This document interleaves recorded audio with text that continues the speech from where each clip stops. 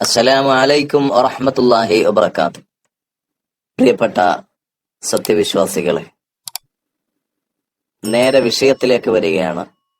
പ്രിയപ്പെട്ടവരെ, അള്ളാഹുവിന്റെ ഔദാര്യം കൊണ്ടും കനിവ് കൊണ്ടും നാം സത്യവിശ്വാസികളാണ്. നമ്മുടെ വിശ്വാസത്തെക്കാൾ വലിയൊരു ദാനം, അള്ളാഹുവിന്റെ മറ്റൊരു അനുഗ്രഹം നമുക്ക് കണ്ടെത്താൻ കഴിയില്ല. ഇതിനേക്കാളും വലിയൊരു അനുഗ്രഹം വേറെയില്ല. വിശ്വാസിയെ സംബന്ധിച്ചിടത്തോളം ആഖിറമാണെല്ലാം. എങ്കിലും നാം ജീവിച്ചുകൊണ്ടിരിക്കുന്ന നശ്വരമെങ്കിലും നാം ജീവിച്ചുകൊണ്ടിരിക്കുന്ന ഈ ദുനിയാവിൽ നാം ഒന്നാമതായി ആഗ്രഹിക്കുന്നത് നമുക്ക് പ്രാർത്ഥനകൾക്കെല്ലാം ഉത്തരം ലഭിക്കണം എന്നുള്ളതാണ്. മറ്റൊന്ന്, നാട്ടിൽ നമുക്കൊരു വില ഉണ്ടാവണം, നമ്മുടെ വാക്കിന് ഒരു മതിപ്പുണ്ടാകണം എന്നതാണ്. അതോടൊപ്പം മറ്റുള്ളവരുടെ മുമ്പിൽ കൈനീട്ടി യാചിക്കേണ്ട ദുരവസ്ഥ വരാതെ, പട്ടിണിയും പരാധീനതയും രോഗവുമില്ലാതെ ആഫിയത്തോടെ ഒന്ന് ജീവിച്ച് തീരണം. അള്ളാഹു ആ നിലയിൽ നമുക്ക് ആഗ്രഹങ്ങളെല്ലാം നിറവേറ്റിത്തരട്ടെ.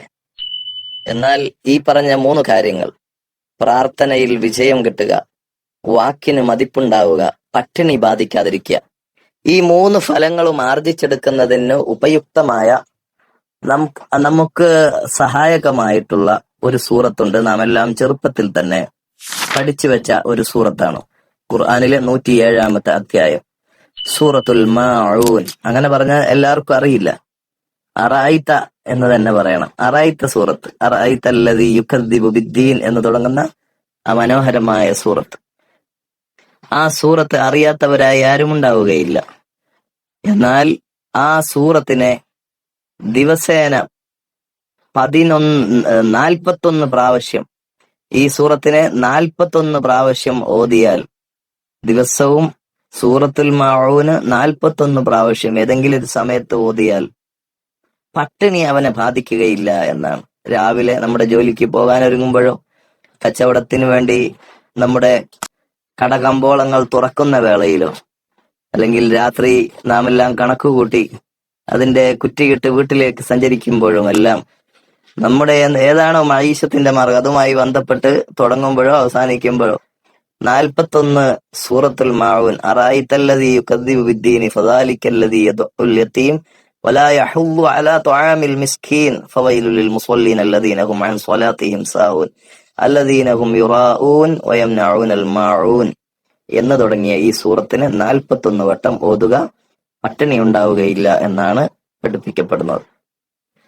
അതുപോലെ തന്നെ ഇത് ദിവസവും ഒരുപാട് ഓതുന്ന ആളുകൾക്ക് 41 ഓതിയാൽ തന്നെ ഒരുപാടായി. വേറൊരു ഫായിദ പറയുന്നത്, എപ്പോഴും ഇങ്ങനെ ഓതിക്കൊണ്ടിരിക്കുന്ന ഒരാളുടെ നാവ് കൊണ്ട് ഒരു ജനമധ്യത്തിൽ, അല്ലെങ്കിൽ ഒരു മീറ്റിംഗിൽ, അല്ലെങ്കിൽ ഒരു ജമാഅത്തിൽ അയാള് ഒരു വാക്ക് പറഞ്ഞാൽ അയാളുടെ വാക്കിന് വലിയ മതിപ്പുണ്ടായിരിക്കും. ഈ സൂറത്തിനെ അധികം ഓതുന്നവർക്ക് മതിപ്പുയരും എന്നാണ് പറയുന്നത്. അപ്പോൾ നമ്മുടെ വാക്കിന് മതിപ്പുണ്ടാകാൻ ഈ സൂറത്ത് എപ്പോഴും പാരായണം ചെയ്യുന്ന ആളായി മാറണം. നേരത്തെ പറഞ്ഞ 41 കൊണ്ട് തന്നെ ഈ 2ാമത്തെ ഫലവും നമുക്ക് കിട്ടും. അപ്പൊ 41 പ്രാവശ്യമാണ് ഡെയിലി ഓതേണ്ടത്. അതിൽ 2 ഫലങ്ങൾ നമുക്ക് ആർജിച്ചെടുക്കാൻ കഴിഞ്ഞു.